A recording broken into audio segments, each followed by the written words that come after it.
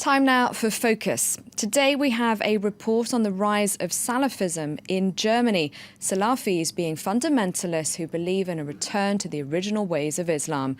Our team in Germany spoke to a man whose two sons are among the hundreds of young Germans to have joined the Islamic State group.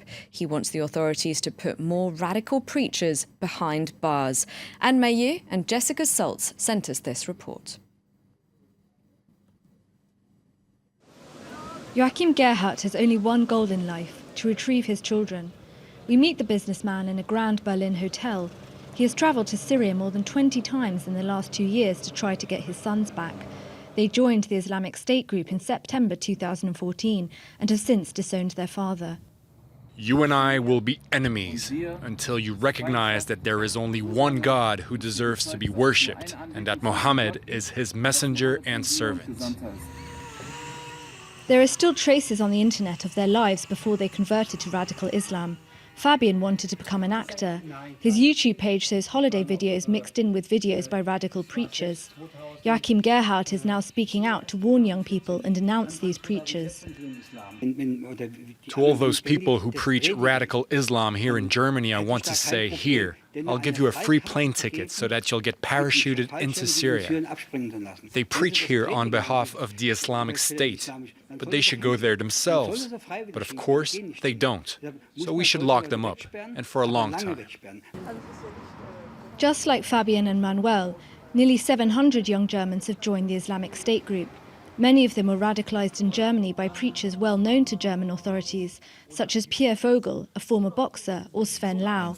Lau is famous for creating a so-called Sharia police 2 years ago in Wuppertal in the west of the country. These preachers have a huge influence on young people, says Götz Nordbruch, who runs a radicalisation prevention programme.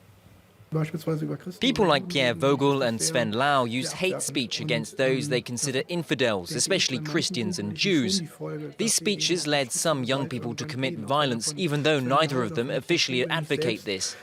What we also see is that a lot of young people who took part in this campaign to distribute the Quran here in Germany became radicalised and decided to go to Syria.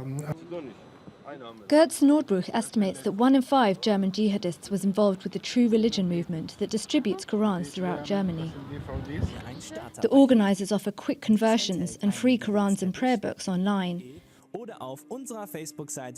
Yusuf, the son of Neriman Yaman, took just such a path. His mother has published a book entitled My Son, the Salafist.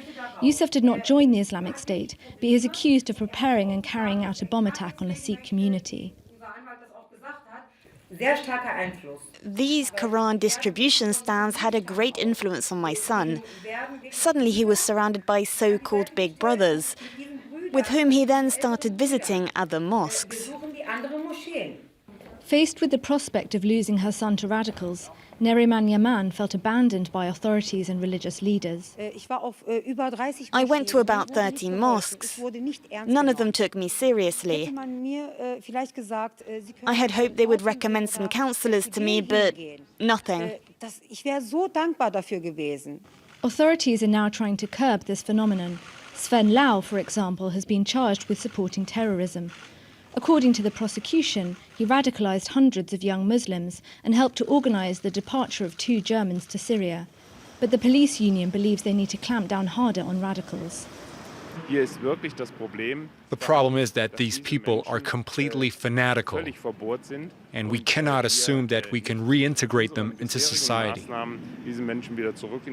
They should be prosecuted to the fullest extent of the law and placed under permanent observation.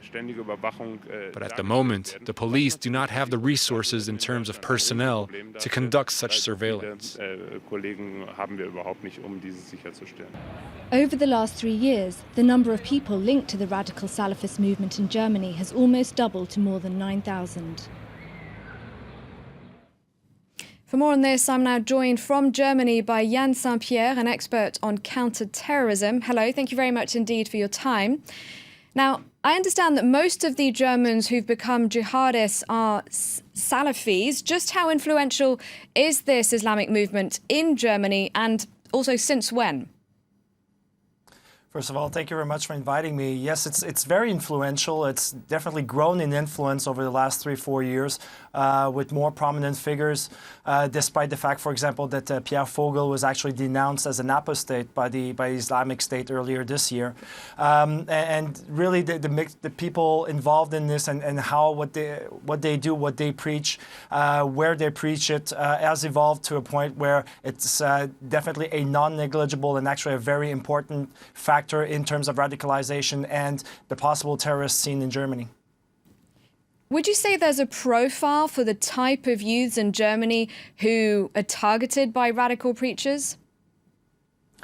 It's difficult to speak of a specific profile. Obviously, individuals from 18 to 25 are the classic target. But in terms of in Germany, there's a lot of converts, a lot of people in their mid-20s, in some cases in their mid-30s that convert to Islam or to that specific type of Islam or its interpretation.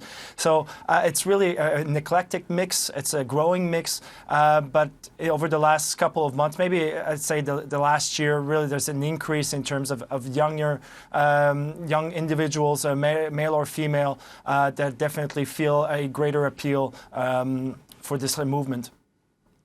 Are they getting younger and younger, those targeted? Because here in France, we've seen people as young as 15 arrested on suspicion of planning a terror attack. Definitely. In your report, you mentioned the young man who planned the Sikh bombing with his friend in Essen. This is a 16-year-old. I believe in the meantime he's turned 17. There's the very famous case in Hanover of a policeman being stabbed by a young woman. She was 15 at the time. Obviously, there's a growing, but they're not necessarily linked to that movement. A lot of them are external to that movement, and this makes it does. Part of, we mentioned in the report the distribution of the Quran, but it's more about the message, how it's presented in different areas, how it becomes appealing to a lot of the younger children. So it's not necessarily the movement in itself, but the global interest in that type of movement, that type of attacks or ideas that makes it appealing.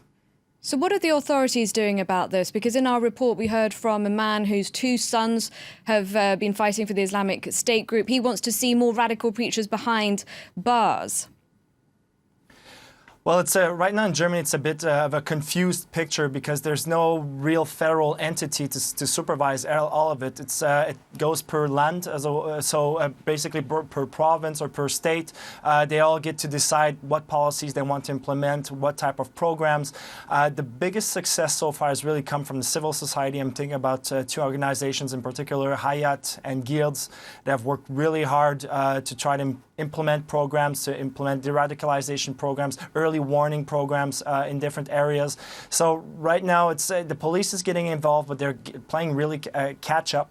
And in terms of civil society, where this is where they really jump in and have the most success so far. So what about in schools? Are efforts being made to raise an awareness? The biggest issue is trust. So yes, there are some programs implemented in schools. A lot of so-called problem schools have garnered more support for different programs. But the teachers, the personnel of schools, the people surrounding them, there's a lot of mistrust. That means a lot of people don't feel very comfortable denouncing a child, a possible problem case to the authorities because they don't trust the authorities. A lot of the civil society actors lack the resources to really get involved. So as a whole, yes, there are some programs, they are burgeoning, but the general climate of distrust is what is the biggest problem, regardless if it's in schools or elsewhere. All right, thank you very much indeed, Yann Saint-Pierre, for your time. Yann Saint-Pierre, an expert on counter-terrorism, joining us there from Berlin. Thank you. Thank you.